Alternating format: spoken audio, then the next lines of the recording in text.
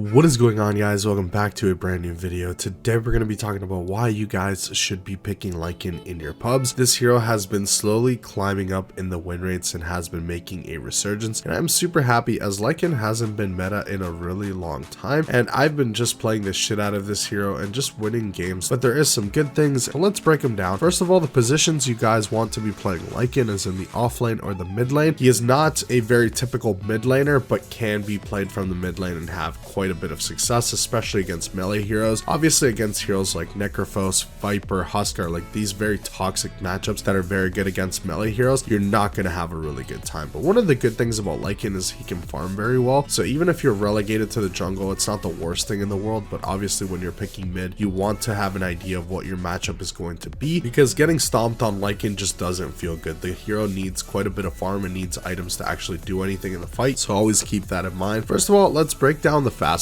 You have 3 facets, which is really cool that you have this much variety. The first one we're going to be talking about is pack leader. So enemy heroes that are killed by you or your units extend shapeshift by 5 seconds, which is already pretty strong in itself. Your units will actually get movement speed and crit, which is really good. So once you guys are in shapeshift, your units are going to be just as fast as you, and they're going to have that extra crit, so it's going to make your units much stronger. And this is pretty much the go-to for the mid lane. If you guys are playing mid Lycan, this is pretty much the way to go, because you're going to be playing around Helm of the Overlord, so you can push out your enemies, take towers really quickly, and at the same time just really push tempo on your kills. There's a lot of really good creeps on the map, especially the mini ravage creep. It's so good. The tendrils of the deep is absolutely fantastic, and having those creeps on standby is really good. I've been able to get so many really cool kills thanks to that creep, and having that extra movement speed while you're in shapeshift just makes things a lot easier. The other facet is spirit wolves. So basically you summon spirit wolves that buffs your health and attack damage. So once those are summoned, they're invulnerable, they don't attack, they're just kind of near you. I just kind of wish they were more like smaller. They wouldn't really cover so much space on the screen for no reason if they're untargetable and they don't do any actual physical attacks or anything like that. I think it would be cool if they were kind of like wisps, kind of like invokers orbs, just something sitting up on top of you and not really taking up so much space for no real reason. That's just my pet peeve on that ability. But spirit wolves is absolutely insane. This is when you're trying to play carry Lycan or just right click Lycan in general, because you're being countered and your units are not going to be able to do a whole lot. You're going to be getting 450 total HP at max level and 48 damage at max level. You're going to have a much tankier Lycan, and also having that extra attack is going to be really good for taking off targets. It has a pretty low mana cost and very quick cooldown, so you're able to pretty much have it on constantly just to have that extra amount of damage. That's going to help you just secure more targets in your shapeshift. It pairs really well with the right click Lycan build. And your last facet is going to be alpha wolves. So this is the one that I like the least right now this patch. I don't think it's that great, but basically it increases the max level of your summon wolves and lowers the max level of howl and feral impulse. So basically you're going to have level 5 on your wolves, but you're going to be level 3 on your feral impulse and your howl. So most of the time your alpha wolves are really good, but mostly it's going to be in the early to mid game. Your alpha wolves don't really do a whole lot when it comes to late game. It doesn't really do a whole lot, so I don't really like putting so much effort onto the wolves. They're good for scouting, root is really good and stuff like that, but I just don't think they're really that great for you guys to be putting this amount of effort into this facet. I think you can have a lot better off extending your shapeshift thanks to pack leader, or having a lot of right click damage thanks to the spirit wolves facet. I just don't think this facet does enough. I think if the wolves got maybe much more than what they're already getting, it might be a little bit too broken. I just think it could be a better facet, or maybe just the other 2 facets are just way too good. In my opinion, I wouldn't be picking this one as much. But let's talk about the builds. So the right click build on Lycan you typically want to go for,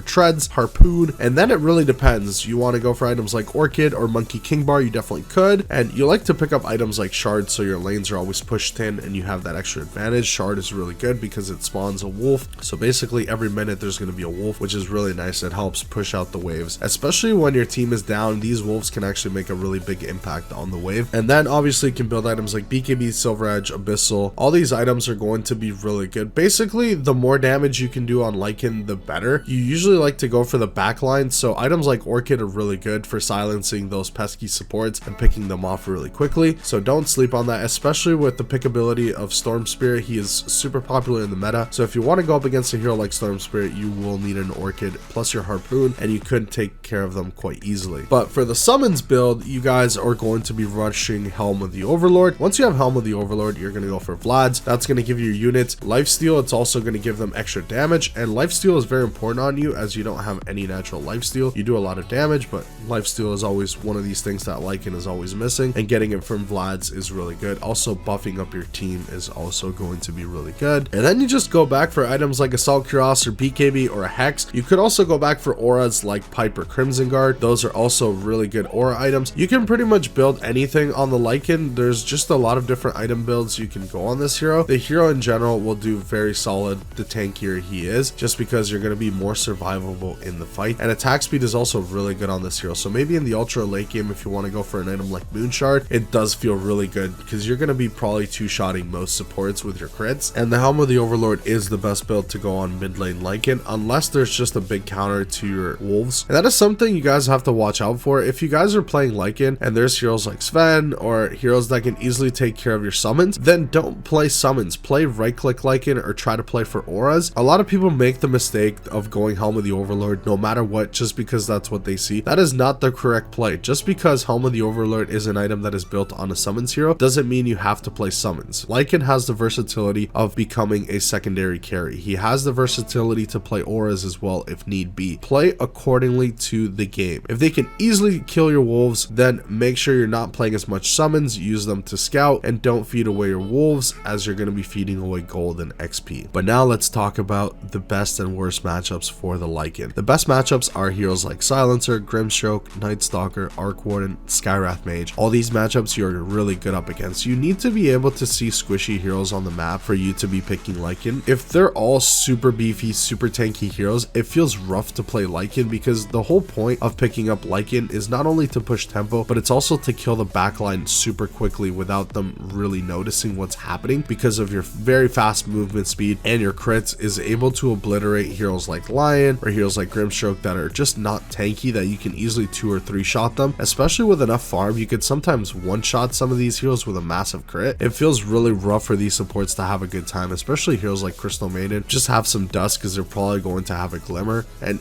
once they start building items like Force Staff or Yules to get away from you, or maybe a Ghost Scepter, then you build Nullifier. You're one of the best Nullifier builders in the game, so I love building Nullifier on this hero, especially with situations like that. But heroes like Night Stalker are super popular, and so is Silencer, so having a hero like Lycan in your game is going to terrorize these heroes to think twice before making any moves. Those heroes don't do very well up against summons, especially Silencer. Even if you get picked off, your summons are still going to be there. You're going to have a really big ancient. If you do pick the mini Ravage creep, it's going to be even better, because mini Ravage is just absolutely insane. That creep is just way too good for what it is. And some of the bad matchups are illusion heroes. Heroes like Terrorblade, Phantom Lancer, Kez, Naga Siren, Sven, Visage, heroes like Chen. All these heroes are really good up against the Lycan, but usually heroes that you can't really beat in lane. Heroes like Phantom Lancer, you don't really ever beat in lane. There's too many illusions, and there's not a whole lot you can do about it. You don't build items that can take care of illusions, so it's a really rough matchup. Typically, you don't want to be seeing matchups that you just have to completely ignore the hero and not go for them. It just feels kind of rough, and heroes like Naga Siren could just fully reset the fight, and you really don't want to deal with things like that. Those heroes are really rough. And heroes like Sven just take care of your entire summons build, so if you see Sven being picked, just don't play summons, play right click, and you can actually right click the Sven to death. You just have to have a lot of farm, especially lifesteal. That is very important, but it gets to a point where Sven can just probably 2-shot you, so it's a matchup you really don't want to go up against if you see it coming. Let me know what you guys think in the comments. If you guys are Lycan specialists, let me know what is your favorite build right now. If you guys are enjoying the right click Lycan build, or if you guys are enjoying more Helm of the Overlord, just pushing with creeps and having a lot of fun. And let me know if you guys think the mini Ravage creep is absolutely broken. In my opinion, that hero is absolutely insane. Having a mini Ravage is crazy, and he has played a part in so many team fights. When you're playing around those creeps in the river, it feels really scary to actually play around that creep, because all of a sudden they get hit and they just get pissed off, and you get mini Ravaged, and it really sucks sometimes, and it can really be the hindrance of you actually getting picked off or not. But I would like to know if you guys are having a lot of fun with Lycan. I personally am, and I do recommend you guys to be picking Lycan a lot more often if you want to be winning some more MMR. Hopefully you guys enjoyed the video. If you guys did, consider subscribing and joining the Dota Chronicles community. We'll see you guys in the next one. Thank you so much for watching.